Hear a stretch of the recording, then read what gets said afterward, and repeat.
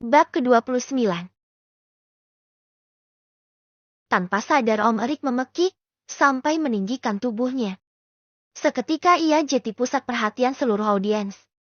Om Erik segera menarik kesadarannya dan duduk kembali dengan tenang. Ada apa? Diki bertanya. Enggak. Om Erik menggeleng. Masalah dirinya yang sudah menikah memang baru diketahui oleh dirinya sendiri. Bahkan sekretarisnya sekalipun tidak tahu akan hal ini. Sial. Gimana Mama bisa sampai datangi Zizi ke kontrakan? Pikir Om Erik pusing. Om Erik mulai panik.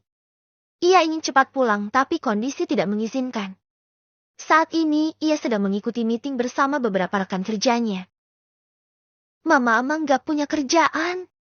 Ngurusin aku terus. Cepatlah selesai. Om Erik terus bergumam sendiri. Bagaimana ini kenapa lama sekali?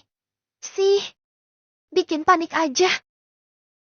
Om Erik Ceti mengikuti meeting dengan sangat tidak tenang. Pikirannya terus tertuju pada Zizi yang kini disandera mamanya sendiri. Sementara itu di rumah besar. Mama Zelin membawa Zizi ke rumah besar. Mata gadis itu berbinar dengan penuh ketakjuban melihat rumah yang begitu besar, indah dan artistik. Wah, rumah ini besar banget. Mana halamannya luas lagi. Rasanya setiap sudutnya berkilau. Apa rumah ini terbuat dari emas berlian? Batin Zizi melihat sekitar seperti anak itik hilang. Mama Zelin menahan senyum melihat ketakjuban yang Zizi tunjukkan. Ini rumah tante? Iya. Gede. Ya Tan. Puji Zizi. Iya. Dong. Zizi hanya mengangguk dan beroria saja. Ia berjalan mengikuti wanita yang memperkenalkan diri sebagai tantenya Om Erik itu. Kenapa tante membawa Zizi kemari?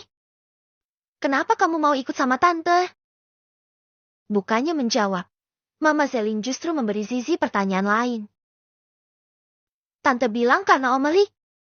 Tante bilang sudah sepakat sama Om Erik dan mau menunjukkan beberapa hal tentang Om Erik sama Zizi. Mama Zelin mengangguk. Benar. Apa yang mau tante tunjukkan sama Zizi? Tepat di depan pintu, Zizi berhenti. Mama Zelin yang berjalan lebih dulu memutar tubuhnya dan melipat tangan di dada. Kamu akan tahu setelah masuk ke dalam, kata Mama Zelin. Kenapa Zizi harus masuk ke dalam, Tante? Entah kenapa, Zizi merasa ada sesuatu yang membuatnya tertahan. Seperti tidak ingin mempercayai wanita di hadapannya yang tiba-tiba datang dan membawanya. Tapi, ia sudah telanjur ikut. Sebenarnya, Zizi juga cukup kepo dengan siapa Om Eriknya. Sejauh ini, Om Eriknya sangat baik, selalu memberinya uang lebih. Ia tak tahu apa pekerjaan suaminya. Tapi, saat mengetahui jika Om Erik kakaknya Cecil, ia hanya berpikir suaminya anak orang kaya. Walau ia tak pernah tahu seberapa kaya mereka. Masuklah, kau akan tahu siapa Erik sebenarnya. Zizi meragu. Tapi, ia melangkah masuk juga. Begitu ia masuk lebih ke dalam, ia melihat keindahan rumah besar itu. Membuat Zizi merasa kecil, pandangan mata Zizi terus mengedar. Di salah satu dinding, ia melihat foto keluarga. Ia tertegun. Wanita yang menyebut dirinya tantenya Om Erik itu ada di dalam foto itu. Bersama seorang pria yang lebih tua duduk di depan. Sedangkan Om Erik yang berdiri di belakang bersama Cecil dan seorang lelaki lainnya. Mereka tersenyum melihat kamera. Mulut Zizi terbuka. Kaget. Dan juga bingung. Ia lalu mengganti pandangan pada wanita yang berdiri di depan dengan tangan terlipat di dada. Tante, ini rumah kami. Ini juga keluarga kami, kata Mama Zelin. Apa kamu mengerti satu hal? Zizi meneguk ludahnya yang tiba-tiba mencekat tenggorokan.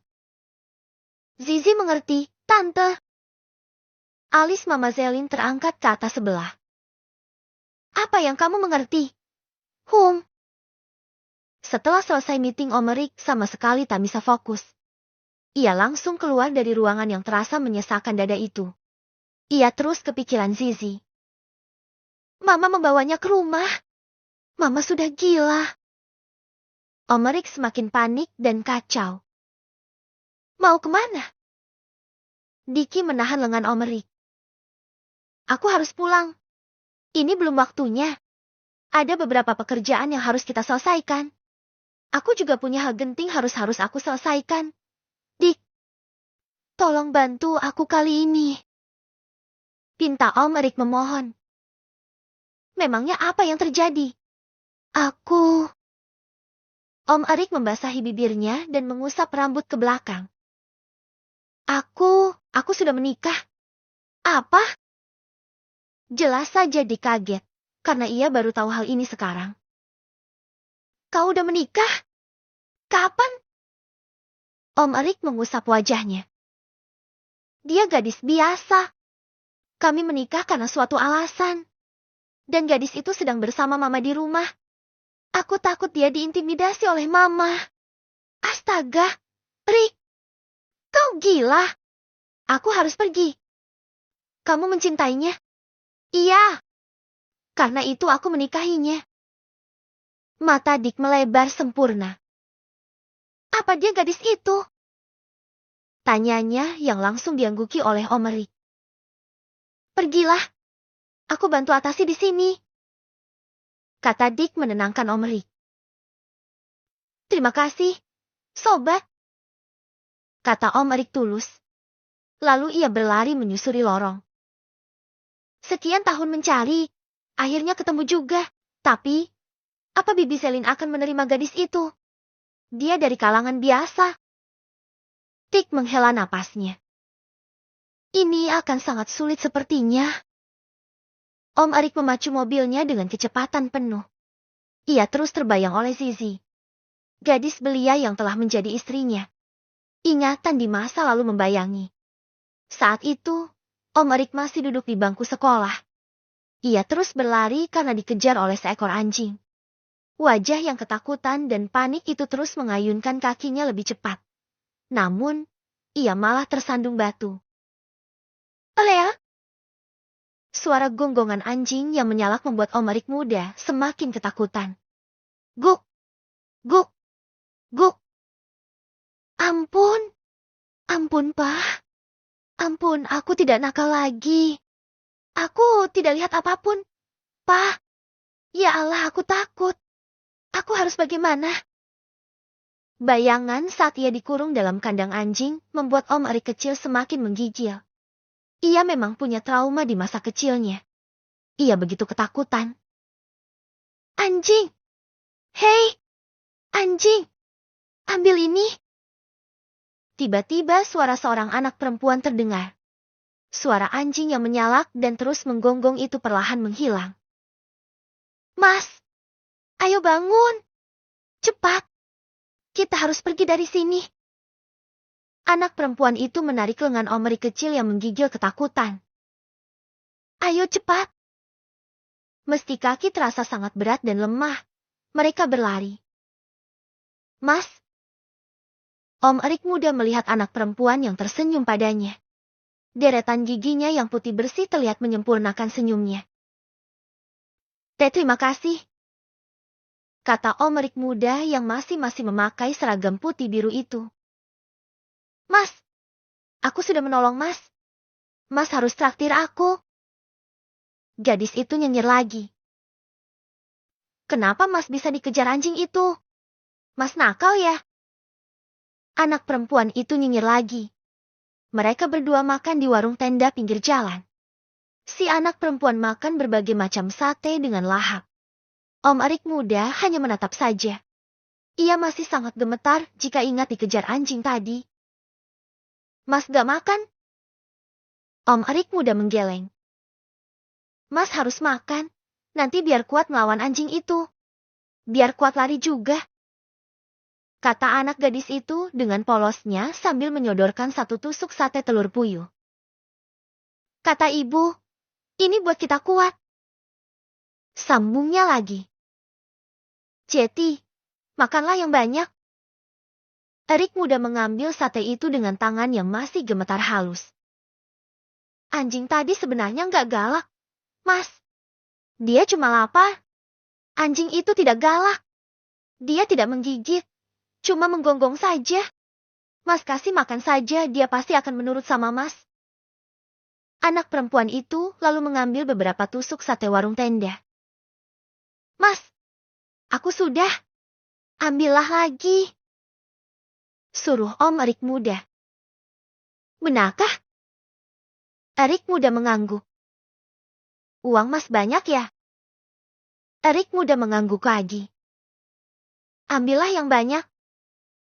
Anak perempuan itu mengambil lagi dan memasukkan ke dalam kantong.